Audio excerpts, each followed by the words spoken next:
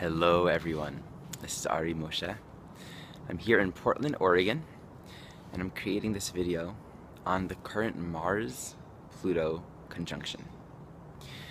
This talk, we will go into understanding the relationship, the inherent relationship between Mars, between Pluto. We'll talk about the transit, and we'll talk about how these two archetypes interrelate with one another in general. I'm also going to provide a little exercise that we can apply to our own charts to further understand this Pluto energy and how it's activated through Mars in our lives. The first thing I want to speak about, there are two ways to do something. One way is doing it. The other way is doing it with intention. And there's a world of difference between these two ways. The first way of doing it is a scattering of energy. When action doesn't carry purpose, when action doesn't carry intention, our whole being isn't present. What we lack is empowerment. And one of the deepest teachings in spirituality is that life responds to intention. In a way, this encapsulates the very essence of the Mars-Pluto relationship. Let's talk about Pluto first. Pluto represents desire, and it's desire on the level of the soul. We can define the soul as desire-usness itself. The soul doesn't desire, it's desire. Soul implies evolution. Soul implies a process of realization. Within the context of every single incarnation, from the point of view of the soul, it is the desire nature of the soul that brings us into this lifetime. Whatever unresolved dynamics we carry within us, resolving this relationship dynamic, resolving these emotions, we can say that love, unity, oneness, is the primary reality. And all of our desires are basically these energies offered into the open, permissible field of oneness and love. And yet these desires create a duality of there's something not here, something not now. And it creates in motion a path where we're interfacing with all of reality relative to our sense of wanting. Now, on a soul level, we're not necessarily translating these desires into a consciously formed thought. Like, I am here in this incarnation to resolve this grief that I've been carrying around my lover leaving me in a last lifetime, that I've been actually carrying for so many lifetimes. We come into this life as a baby. We're not even conscious of personal sense of self. The ego isn't even formed yet. So the resonance of the soul brings us into this lifetime, and we don't even have to understand the why. We don't understand the why. The why develops over time. The why develops as we gain spiritual insight and we begin to reflect upon how the outer reality is reflecting the inner reality. And so with Pluto, we are impelled to come into life.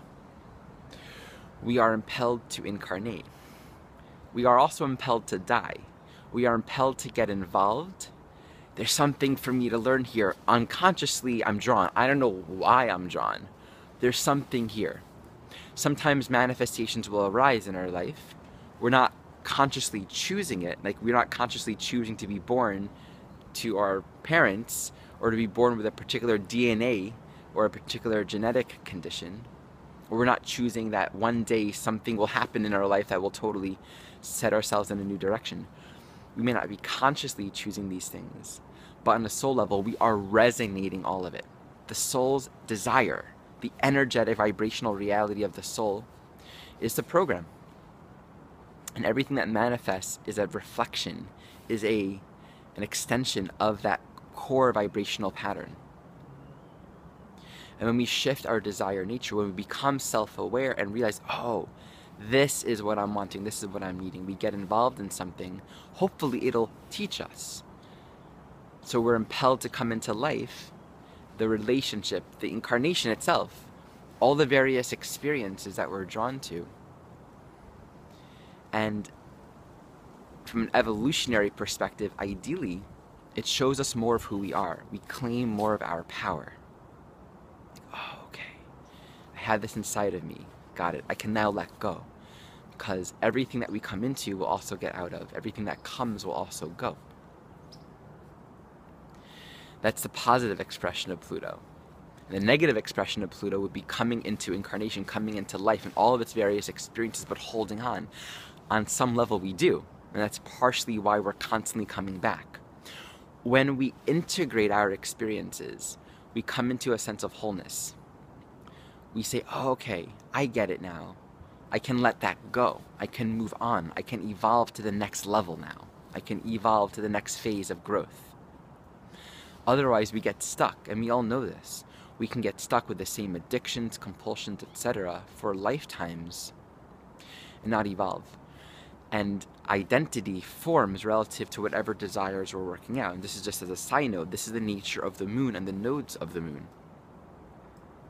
We will create an identity structure that serves as a vehicle, a self-image, a way of knowing ourselves that allows us to engage our evolutionary desires, our intentions.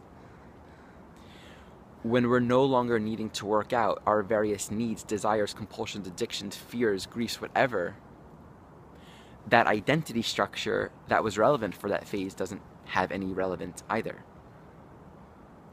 And so with the Pluto evolutionary journey, we will go through phases of evolving, going through a whole experience, and then falling away, all of it dissolving. And there might be moments of that Neptunian fabric of love and oneness, feeling, there's just now. And then the journey continues. We keep on going, and it's refined and refined and refined. And one more piece about Pluto, as I mentioned, we're not conscious of it. So it's really important to understand that in the topic of not becoming a victim, in the topic of living in an empowered way, it's very helpful to have that wisdom and that understanding. I don't necessarily grasp how the outer reality is reflecting the inner. When the outer reflects the inner, there's profound wisdom, there's profound understanding. When we can really take full responsibility and see, literally grasp how this is this, then we can really grow. And there's a certain command that becomes available in our life as well. And that's a process. For the most part, we don't have the conscious awareness of this. We learn through life experience, getting involved, going through the same emotional reactions, the same hurt, the same pains. And it brings growth, it brings evolution in time. So now we go into Mars. Mars is also desire, whereas Pluto is the unconscious desires that manifest in the total reality that we're coming into. Resonates our incarnation itself. And by the way, you can think of incarnation as not just this lifetime, but each moment. Right? We're born in each moment. We wake up every day. And in general, we're running the same programs of the last incarnation, meaning of the last day, of the last moment. And so life will continue to manifest for us relative to the function of our own consciousness. And this is where the more we become soul aware, the more we become soul oriented, the more we find there is a power for commanding our life via becoming self-aware of our inner reality, of our inner environment. How am I choosing this incarnation?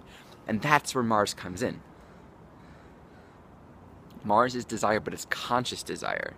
We can define Mars as the conscious choices that we're making on a moment-to-moment basis. Yes to that, no to that, I want this, I don't want that, I want to go in this direction. Or, unconsciously, I'm just going to react and do this and do this and that. And all of these choices have a consequence. Every choice we make will elicit a reaction from the environment or from our body or from whatever. Every choice that we make will not just impregnate life with a seed, it sets something in motion. And what happens with Mars, we become aware of the effects of our actions. I'm going to do this. I'm going to scream out because I'm hungry. And like, okay, people will get pissed off by that. I'm going to go and take who and what I want indiscriminately because I'm desiring it. Like, oh, well, that creates some pretty intense karma. We develop karma with Mars. In fact, Mars, it's an unavoidable path. Action will create an effect in the environment. And when we look at Mars from the point of view of the soul's evolutionary journey, what's really happening is we're becoming more and more conscious of our actions. And what actions are necessary for me? What actions are really helpful and relevant and useful for me to consciously evolve? Whereas Mars is looking at an open field of possibilities and directions. We're choosing, and we can choose all kinds of things. Pluto doesn't have all those kinds of choices. On the level of Pluto, there are just two choices, and I've said this before. It's cooperate or resist. Those are the only two choices that exist with Pluto. With Mars, it can be all kinds of things, but when our choices are with respect to evolution, the way we engage our Mars energy won't feel as random progressively. There will be a consciousness and an intentionality behind it. And this is where I think of Mars as a self-cleaning oven. Because each action will create an effect. It creates karma. So it's burning, but it's burning to burn itself. We're acting to burn through whatever we need to burn through within ourselves to set forward our path in life. Sometimes that means going in the direction that might seem unspiritual. It might mean embracing desires, embracing passions, setting in motion a whole life path that means a whole new level of complexity. But to live through it, integrate it, learn from it, and then move on. That's a lot healthier, in my opinion, in my experience, than avoiding the desires entirely because you don't want to create karma, because you don't want to stir shit up. In fact, in my opinion, that is the modality of spirituality for many, many years, for many centuries, where desire has been seen as a point of suffering. So don't act, don't create, don't take. Don't live from your desire energy. It'll create more karma. It'll create more suffering. It'll create more destruction. And Mars is destructive. Mars is a very destructive energy. It's unavoidable. In fact, if you look at the glyph of Mars, it's a circle with an arrow shooting out of it. Circle, think of circle as Pisces, right? It's the wholeness. Mars, Aries comes right after Pisces. It's the oneness, wholeness, spirit, Mars, leaving it. It's like disrupting, and it's also not stable, right? It can't balance on that circle. Whereas Venus is balanced, it's harmony, it's centered. So there's been a lot of fear and judgment around all of this. Like, avoid it, avoid it, avoid it. When we really understand the relationship between Mars and Pluto, it's really tantric. It says, live your life, make choices. You're going to destroy some things. You're going to stir shit up. Things will come up. And that's not wrong. There's a great story in the Bhagavad Gita where Arjuna has that realization. I can't go to battle and fight these people. They are my family. He saw the oneness and almost a ultimate futility in the idea of fighting and killing. And Krishna said, no, you have to do this. You have to go to battle. There's a deep spiritual teaching in that. One expression of spiritual maturity is the ability to really claim the path that is necessary for us. That might mean using fossil fuels. That might mean whatever diet you need to follow. That might mean embracing certain life choices, wanting certain things, going for certain things, controlling certain things, saying no to certain things. It means using your will, and that will have an effect. And not every effect that you establish, that you create, will be light and love. But there is an ultimate evolutionary value in it. One of the teachings is all of this is impermanent. Everything comes and goes. And the question becomes, how are we going to engage with this fabric of impermanence? It's all going to come and go anyway. That's not a sign to be reckless, but it's also okay to acknowledge that this life is offered for our using. Very often we carry guilt. So Mars, Pluto, when it comes together, because right now in the sky, which is also in you, in us, Mars and Pluto are joining, they're coming together. And oftentimes when that happens, there can actually be this guilt that we feel, a natural guilt that arises about using our energy, directing our will, because of how we have collectively misused that. That Mars energy has wreaked havoc. It's been a total asshole. We've been totally unconscious with our use of masculine energy. The way masculine Mars energy has hurt and destroyed and devastated the feminine, the earth, the body, women, life, the delicate, right? That which has no choice but to be impregnated by our visceral impulses. We have done very, very devastating things to life, to ourselves, and we carry that grief and that guilt collectively.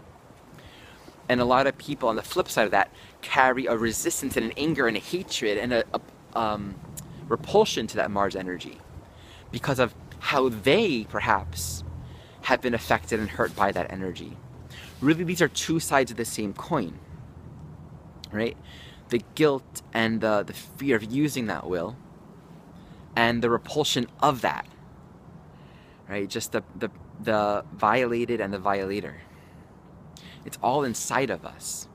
And very, very often we will have had lifetimes, it's not always the case, but sometimes we'll have had lifetimes of playing one or the other. The key here during these transits is to really realize, am I carrying this fear of acting? Am I carrying this incredible repulsion, which is really just a way of holding myself back from acting, from using my own energy? And to tune into really, what is my path? What am I called to at this time? And to forgive ourselves. When Mars moves towards Pluto, it's a balsamic conjunction. What balsamic conjunction is the conjunction while it's moving towards an exact alignment. So it's that space just before the exact conjunction, the end of a cycle. It's a dissolving process. We become introspective and reflective of, am I called to act? Am I afraid of acting? Do I feel guilty about acting? Do I feel like it's not okay to act? We can forgive ourselves during this phase and say, okay, it is my right, it is my purpose to act, but consciously. That's what heals the guilt and the shame and the violation and the disgust. Claiming our power in our action. Abstaining doesn't heal it. It might be a part of the process, but just acting doesn't heal it either, consciously. Mars is conscious action. Pluto are the unconscious impulses of the soul that we're gradually becoming more and more and more aware of. Why are we here? What's our evolutionary purpose? What are we realizing? What power are we claiming on the inside? When we act consciously, we are acting with respect to our soul. We are acting with respect to evolution. We are consciously using our will like an instrument. I am doing this with this purpose, with this intention, in this way. Yes, it's going to open up a whole bunch of doors, and I will breathe through it. When we die, we exhale. When we are born, we inhale. All of life is basically bookended between these two breaths. All these millions, billions of inhales and exhales. We learn to be born, we learn to die in each moment by acting complete action. Letting go, complete letting go. that set evolution and growth in process, in motion. We can think of Mars as the lower octave of Pluto, and I want to introduce that idea to you. Mars is a lower octave of Pluto, Venus is a lower octave of Neptune, Mercury is a lower octave of Uranus. And it's basically a way of looking at archetypal energy at a different domain of consciousness. So I just want to present that. It's a really useful piece to think about. Now, one other way to speak about the Mars-Pluto interface, think about Aries and Scorpio. Mars rules Aries, Pluto moves Scorpio.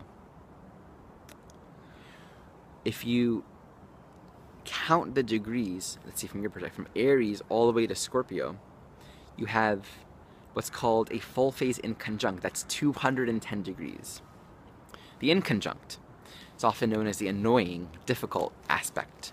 Let me define this. So Aries is about freedom, action, movement. Scorpio is about life and death. So you see the inherent challenge between the two. It's like Aries wants to act and move, and it needs freedom. With Scorpio, whatever we do, if we're going to commit to something or to someone, we're opening up a whole life path. It's setting in motion a whole new evolutionary phase. So for example, Mars, I want to have sex with this person. Scorpio, I just opened up a door of attachment, fear, desire, longing, wanting. Right? Consciously, I'm using my freedom to move into an experience of commitment to soul growth. That's where we can use this energy for marriage. I'm going to consciously merge with this experience with this person and see it through completely. But what can happen with that Aries, Scorpio, Mars, Pluto energy is we act and then we are entrapped. Mars does not want to be entrapped. It can't be entrapped because we need to feel like we can act. When we create a karmic reality for ourselves where we feel entrapped, that's exactly where we're going to be working through some inner areas of disempowerment. Because with Mars and Pluto, we realize I can always make a choice. And that choice might be as simple as, my arm's asleep, I gotta move my arm. I'm not just gonna flow with the circumstances. Or it might mean, all right, thank you, time to move on. In the scope of things, the small things and the big things, it's all the small things because it's all impermanent. If it's a relationship for 30 years or a conversation you're having for 2 minutes, the Mars-Pluto connection, and this is what's really up right now.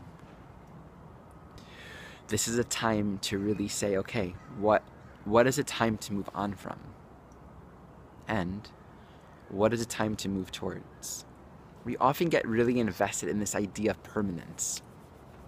And Pluto transits are really great for teaching us that it's all really, really short term. Right? Even a soulmate. You're together for, let's say a whole lifetime, and there's amazing, beautiful growth. It's also impermanent. So living consciously, we're not afraid of letting go. We're not afraid of gain or loss.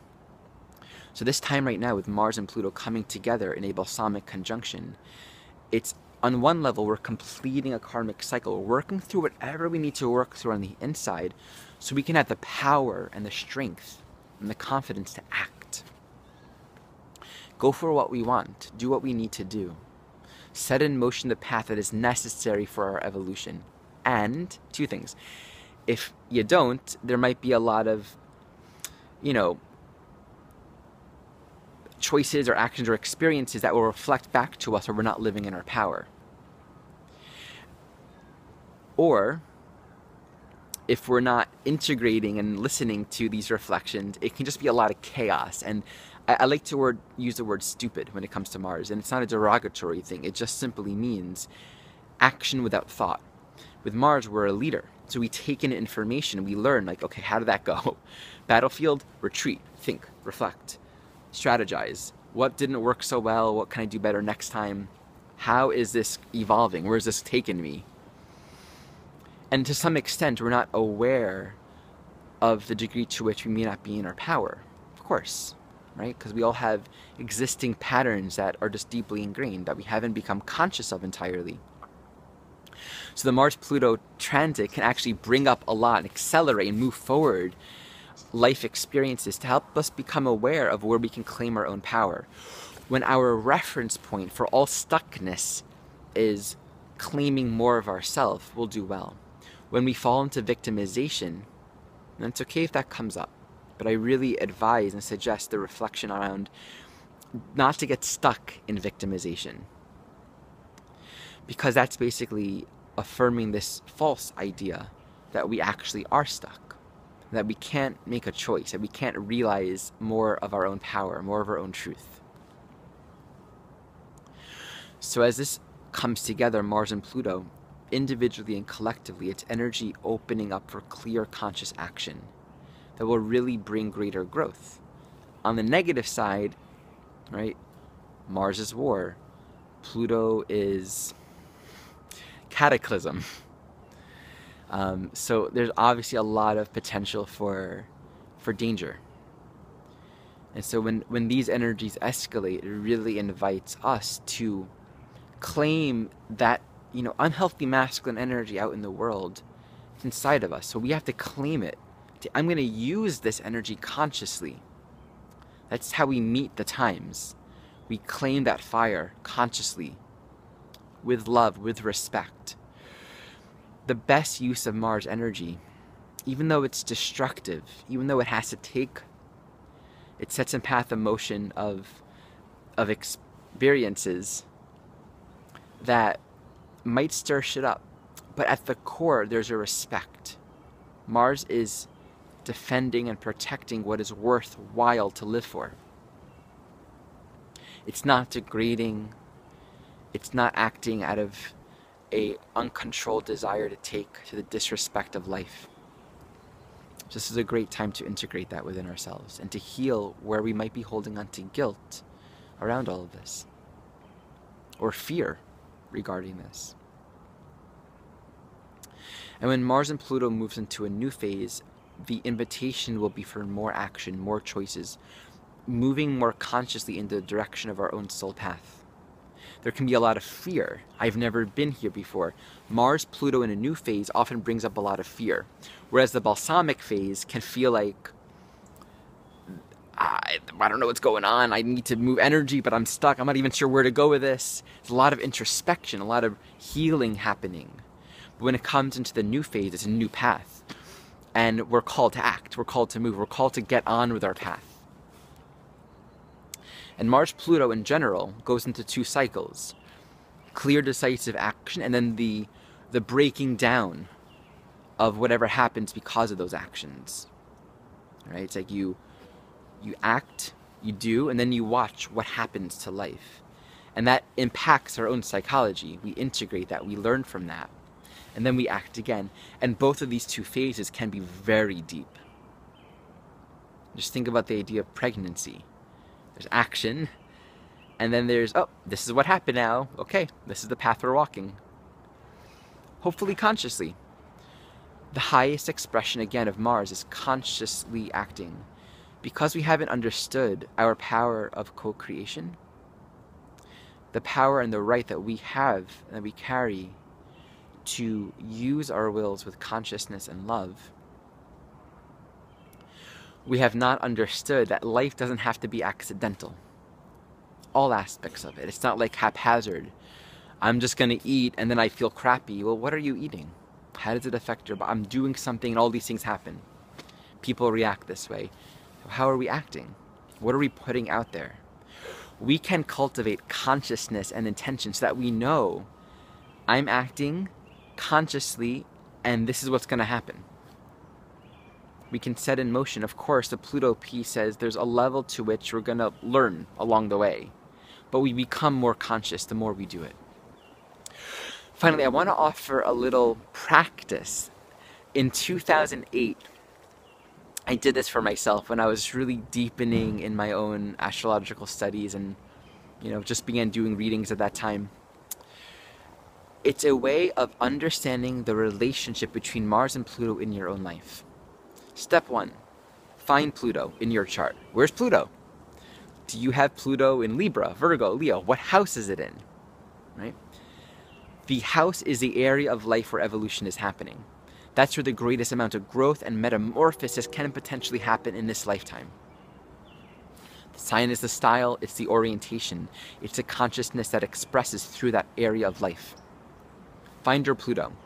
Step 2, find out how to read an ephemeris. All right, go to astro.com, find the ephemeris list, Swiss ephemeris, 6,000 year ephemeris, I'll post this for you, and pick a 2-year frame of time, starting with when Mars was on your Pluto, transiting Mars. So let's say you have Pluto at 15 degrees Libra. Find a time when Mars was on your Libra, transiting at 15 degrees Libra. Observe, reflect, think about what was happening in your life just before it was at that point and just after, that time period. When it was in the balsamic phase to your Pluto, before the conjunction, and afterwards. Then look to see the next time Mars formed an angular aspect to your Pluto. The angular aspects are the conjunction, the squares, and the opposition. Angles. So 90 degrees later, Mars will have moved to 15 degrees Capricorn and continue doing that for the opposition and for the last square. The conjunction's a seeding, it's a completion of a cycle and the beginning of a new one. The square, the first square, 90 degrees, is a crisis in action.